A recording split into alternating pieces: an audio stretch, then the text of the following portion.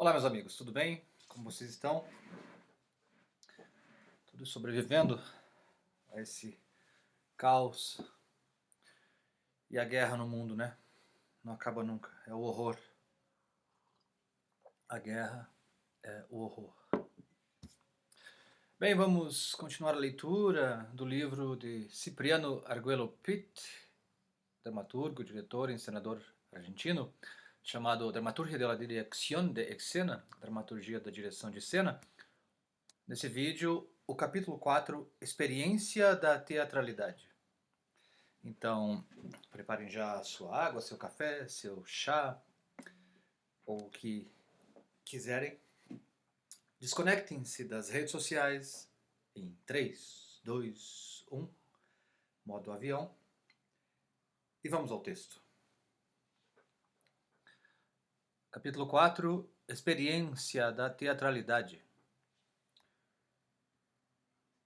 Encenar é criar um sistema teatral complexo, que destaca aspectos poéticos, que implicam sempre novas perspectivas e experiências.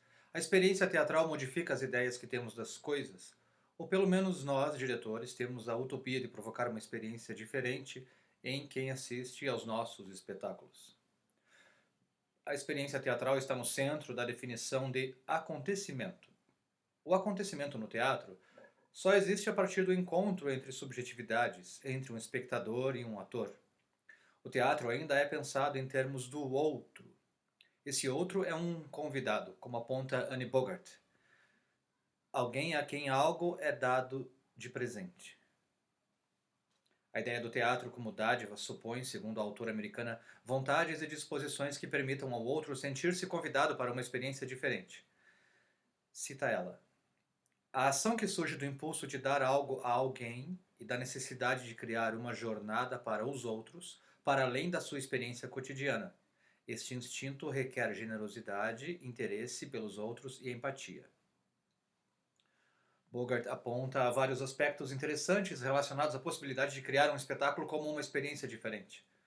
Por um lado, supõe a possibilidade do teatro como um espaço diferente, ou seja, a teatralidade, nessa perspectiva, é diferente da vida cotidiana. E, por outro lado, a empatia como compreensão do outro como parceiro. Peter Brook destaca que o espaço de preparação de um espetáculo é voltado para o relacionamento com o outro. O diretor prepara a cena para um público ausente, que mais tarde estará presente com a esperança de participar de algum evento. É por isso que a principal tarefa do diretor é a preparação. Cita Brook: a direção cênica tem muito em comum com a culinária. O cozinheiro prepara a refeição reunindo os ingredientes necessários antes da chegada dos convidados, e quando eles chegam, joga todos os ingredientes na panela. O sabor não é criado pelo cozinheiro. Isso ocorre à medida que os ingredientes são misturados no óleo fervente. A combinação de todos estes ingredientes, tão diversos, cria um sabor especial. Por mais cuidadosamente que tenha sido preparado, se os ingredientes não forem compatíveis, não há absolutamente nada a fazer. A direção de palco é exatamente assim. O sabor é dado pelos atores trabalhando entre si.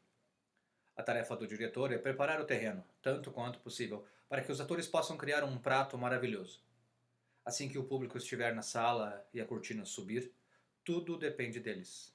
Portanto, a tarefa mais importante é preparar-se bem. A preparação tem dois alcances, tanto de formar o diretor quanto de criar o ambiente propício para que o teatro aconteça. A compreensão de teatro que temos é dada pelo nosso tipo de praxis. A teoria, de fato, passa a dar conta de um campo prático e depois torna-se praxis, mas sempre como necessidade e como resposta à experiência. A sistematização de uma prática se dá pela experiência e pela repetição. Porém, há sempre um resto que não pode ser sistematizado, um espaço do qual se há experiência, mas do qual ainda não se tem compreensão. Lembro-me da frase que é dita nas 5 obstruções de Lars von Trier. Hoje tive uma experiência que espero um dia poder compreender. Existe um fosso entre a experiência e a palavra que muitas vezes situa o vivido e o experienciado no termo do irrepetível e do incompreensível. Na verdade, a experiência teatral para o público e para os atores é sempre diferente. O aspecto central entre experiência e conhecimento é o da repetição, aspecto fundador do teatro. A repetição como possibilidade de recuperação de uma experiência já vivida e vívida novamente. Razão pela qual, em repetição, o que aparece é a representação da experiência. Isso envolve reviver uma experiência passada. A subjetividade existente na vivência de uma mesma experiência teatral revela também que essas experiências têm sempre alcances particulares. Porém, o teatro não garante uma experiência de qualidade. A experiência de compartilhar um espetáculo nem sempre produz comunicação, ou pelo menos não é ideal. O encontro teatral é sempre parcial. Há diferenças na qualidade do encontro e o convívio nem sempre acontece. Dubate supõe que o teatral acontece. Porém, do ponto de vista de uma teoria do real, o que está presente não acontece necessariamente, se você entender o acontecimento como um acontecimento e este como um nó de significado particular que se tem de uma experiência. O fato de uma experiência teatral acontecer nos diz sobre sua presença, mas como isso acontece? Pela simples, pela simples presença poderia ser uma resposta válida, a partir da qual a encenação se limitaria a relacionar vários elementos entre si. A relação entre eles já seria uma composição particular, um acontecimento único. Porém, sabemos que não é só isso, pois sempre aparece um espaço indeterminado no acontecimento, num artifício teatral criado e numa ação que se apresenta. Aqui e agora, frase que já é bordão entre diretores e professores, no teatro inclui uma complexidade teórica. Na representação, o aqui e agora representado é duplo. Duplo. Falam de um diferido como repetição e de uma execução como performance do presente. O que acontece é: a percepção da experiência atual já é um nó de conflitos, de projeções, de expectativas, de implicações. A experiência do presente é complexa e central para o trabalho de direção. Se nos concentrarmos no acontecimento da cena, o aqui e agora é um fluxo constante de energia, impossível de parar e apontar completamente. O pensamento é uma ação e a encenação, como a atuação, uma ação que é pensamento.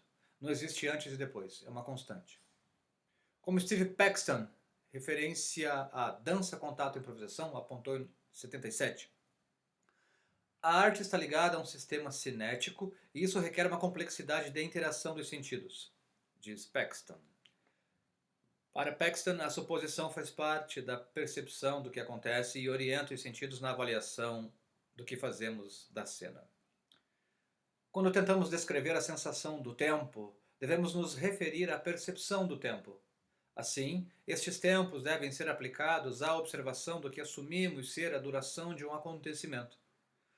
O que é uma operação complexa, que envolve quais dos sentidos vivenciou o acontecimento. Quando se apontam as qualidades do tempo, é em comparação com um modelo. Se um diretor aponta rápido ou lento, então ele o faz com referência a outros acontecimentos. A distinção de ritmos e velocidades nas artes cênicas envolve uma complexidade de operações que deve ser discutida. As pesquisas de Robert Wilson nas décadas de 70 e 80 sobre a duração de uma ação nos levam a pensar na possibilidade de termos de abrir ou concentrar um fato.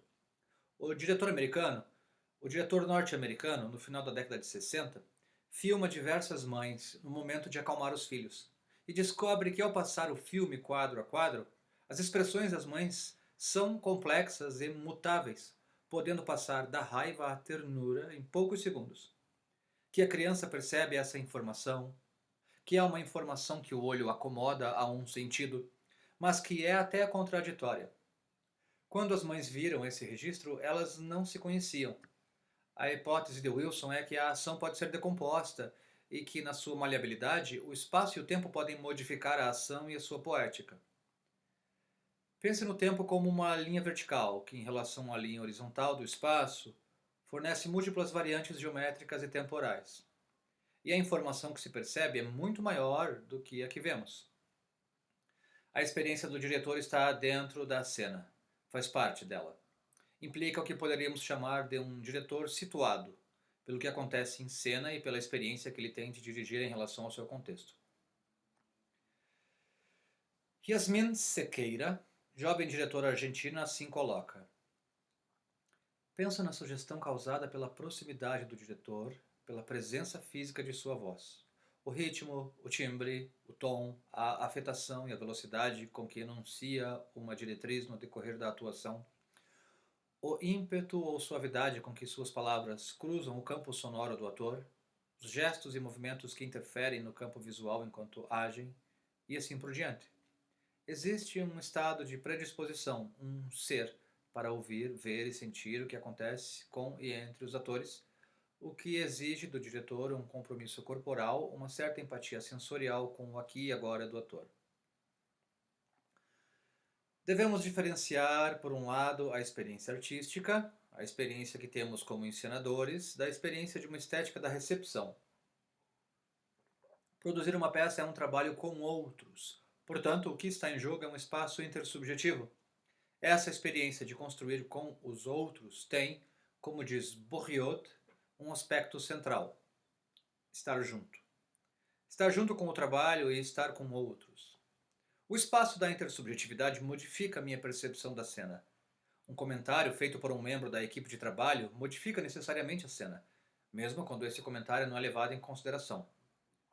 Nesse sentido, a obra, a cena, é uma experimentação, possibilidade de trocas intrasubjetivas. As ideias de teatro e a perspectiva de cada indivíduo têm do trabalho realizado propõem distanciamentos e proximidades com a sua própria percepção, com a experiência da cena. Como diz Nicolas Bourriot, as obras já não visam formar realidades imaginárias ou utópicas, mas construir modos de existência ou modelos de ação dentro do real já existente. Ficamos por aqui. Acompanhe o próximo vídeo, o título Teatralidade, a construção da experiência. Não esqueça de curtir o canal, ativar o sininho e vamos ao próximo vídeo. Um abraço.